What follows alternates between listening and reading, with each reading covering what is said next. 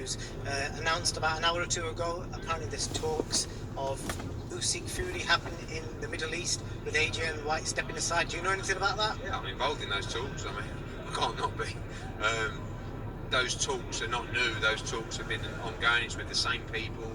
They've been happening for a month. It goes quiet, then it reignites, then it goes quiet, and it reignites. And there are still people with a big desire to try and make that model happen. You know, before Dillian White was called as mandatory, I think there was quite a good chance of that happening. Obviously, with Dillian becoming involved, it became a little bit more difficult, but those talks are still ongoing. I think right now the favourite scenario to happen is still Fury against White and AJ against Usyk, but literally anything can change on the way home. So we'll have to see what happens. Obviously, April's around the corner. They're the expected times we're expecting Joshua and Fury to fight. Does that give you enough time to promote fights? Yeah, I mean, I think if Usyk fights AJ, end of April's fine, but not before then. You know, people keep talking about March 26th for a big fight like that. It's not. I don't see that as effective, really. So dates not so much of a problem. You know, AJ boxed at the end of September. Dillian White is the one that hasn't boxed for a long time because of his injury, but Tyson Fury boxed in, where it was November, December, so September even, so October or whenever it was. And yeah, I think dates, you know, whether it's April or May, it doesn't really matter. No news on AJ's trainer. I know he's back training at Loughborough now. Do you know anything about that? Is he potentially going with Fernandez full time? No, I think you know, he's training in Loughborough at the minute. He's been training everywhere, you know, Dubai and in London, and you know, I'm sure when he starts camp, he'll make an official announcement about his team. So I want to bring up Triple G. Okay. What's good, people? It's about that time to randomly relate, reverse rants, no hate. So you heard what Eddie Hearn just said. Now, I told you guys, you go back several videos ago. Do you remember the video that I made and I said Tyson Fury versus Dillian White? Is this fight actually going to happen? And I asked that question based on Tyson Fury's body language, his responses to his questions about Dillian White, that same nonchalant, you know, no enthusiasm type attitude he had towards Dillian was the same exact way he was acting towards Anthony Joshua when they were supposed to fight the first time. And pretty much it was self-explanatory. Everything about how he was responding to the questions, everything was just, he made, every video he made, he never mentioned Anthony Joshua. He was talking about any and everything other than Anthony Joshua. The same way how he's doing now. He's not talking about Dillian White at all. In fact, now, every video he makes is about Anthony Joshua or Usyk. So you don't see any enthusiasm there. You don't hear it from his team. It was the same thing. His, you know, Frank Warren, you know, Bob Arum, they show no enthusiasm in fighting AJ when it was supposed to happen, and it's the same thing now. Bringing up Emmanuel Char's name and talking like it's no big deal fighting Dillian, and like Dillian's not worth the money that he's asking. And also, let me clear something up about Bob Arum even talking about that. Well, Bob Arum was 100% wrong. Not Bob Arum, Frank Warren. Okay, when I said in the video that we all know the situation as to, you know, why Dillian made 300 or what he's talking about, like for that to come about, we know what that is, but we don't have to get into that. Well, obviously we do, because there's people who didn't get it. I saw comments that people made saying, oh, the man only made 300,000. How is he going to complain about 5 million? And this guy pretty much couldn't even crack it, a million and all that. You're basing this on Frank Warren. Let me tell you something, okay? Which I thought some of you guys knew, but the 300,000, okay, that's Dillian White's minimum. That's his minimum guarantee. That's not what he made overall.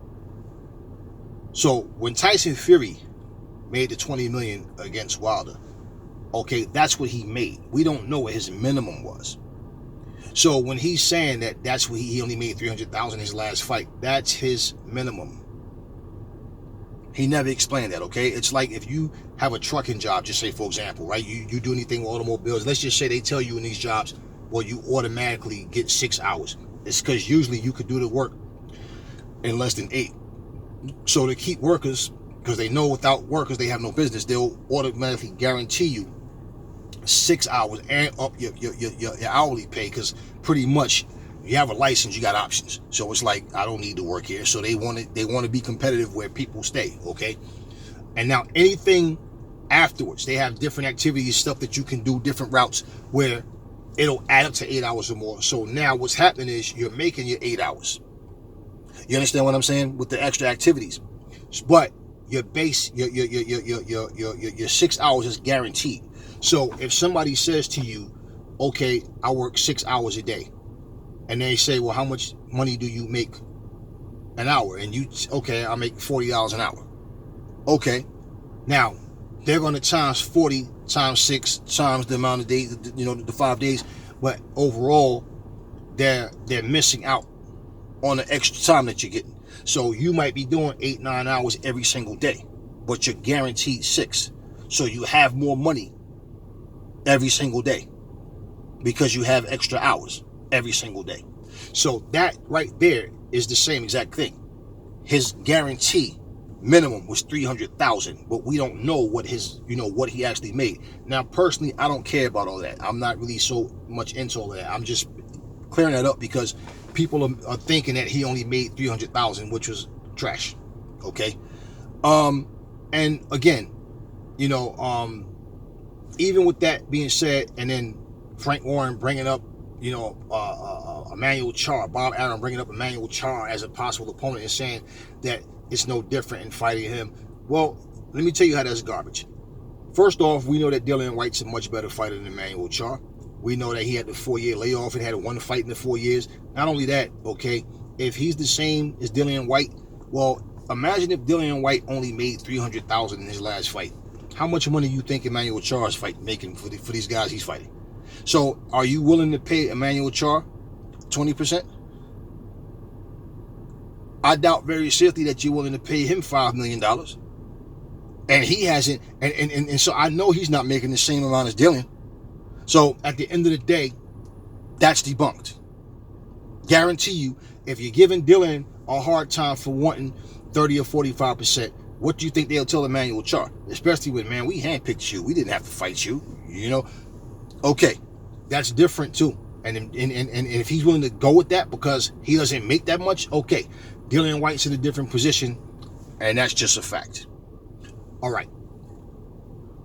As far as Dillian White, I saw is a video that I watched about the purse splits and some of the things that's been going on behind the scenes.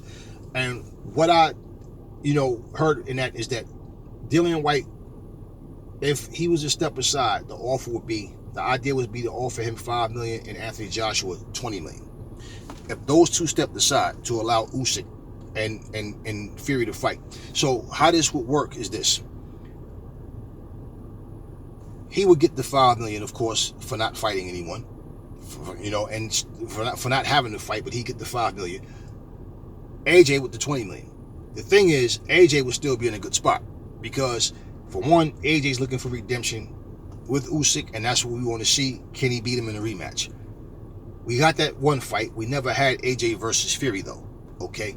And so he's still in a great spot because he gets the winner of whoever wins that fight. Now, of course, you want to beat the guy that beats you. But Dillian White, on the other hand, he may end up, more than likely, if he did take step aside money, in a position of, I have to wait for the winner of Fury, if AJ versus Usyk, then the winner of Fury versus the winner of AJ and Usyk. So to keep busy, of course, Dillian would want to have a fight in between them, right? Well, think about it, though.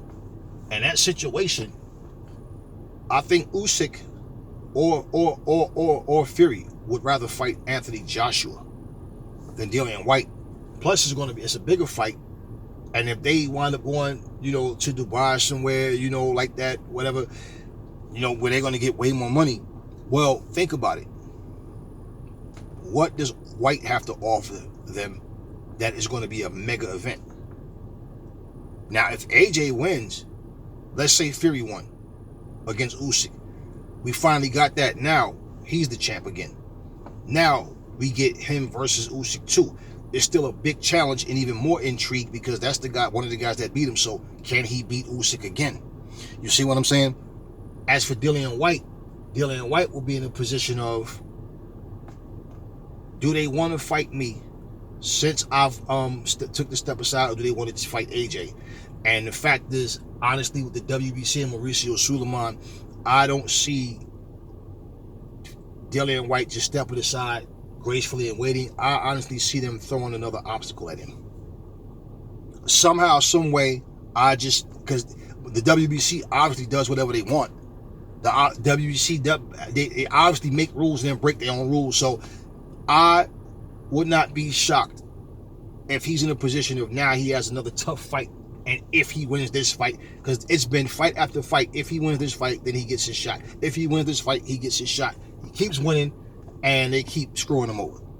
So out of, between him and AJ, I feel like he'll get blackballed, if anything. You know what I'm saying? So there's no guarantee on how they're going to treat Dillian. You know what I'm saying? Because look at what he's already dealt with. But, I told you, man, Fury wants to fry bigger fish. And according to what Eddie Hearn is saying is that, there's been talks about him versus Usyk, because there's interest overseas with him versus Usyk, but the talks are on and they're off. So he's basically showing no interest in Dillian. And like I said, he keep making videos about Usyk and AJ. So I'm not shocked about it. But I told you guys, man, I don't know why other people couldn't simply see what I saw. He just showed no interest. I said, I don't think he wants this fight. Now, say Fury defeated, let's say he defeated Usyk and becomes undisputed, he might wind up taking a fight with Dillian White because he thinks Dillian is easier to beat. And he may say, well, I'm going to fight him. Now, he beat him. Okay, you beat him, AJ, and I beat him. Save AJ for last. Who knows? Or he might go straight to AJ. Either way, okay, Dillian still has to wait. And in waiting, I don't see him waiting for two particular fights. That'll be too long of a layoff. So, what happens next, we don't know. We'll see. Now, personally for myself, I would rather just see Anthony Joshua versus Usyk 2 and see Dillian White versus Tyson Fury. And then the winner of that fight the winner of, Fury and the winner of Fury and White fight the winner of AJ and Usyk. All of this scrambling around, I don't really like the fact of people getting fights because of star power over the fact that you got people that deserve a shot just like you got yours, and they get leapfrogged because they have a bigger name or something like that, or they think they have a bigger name. I'm really not into that. I feel like, make the right situations happen. And that's something in boxing that you never can be sure of, is that the right thing is going to happen. So you heard it from Eddie Hearn, and we'll just have to wait and see how it goes. That's all we can do. Never fall in love with lies. Remember, the truth brings hate out of people, and I will catch y'all on the next video.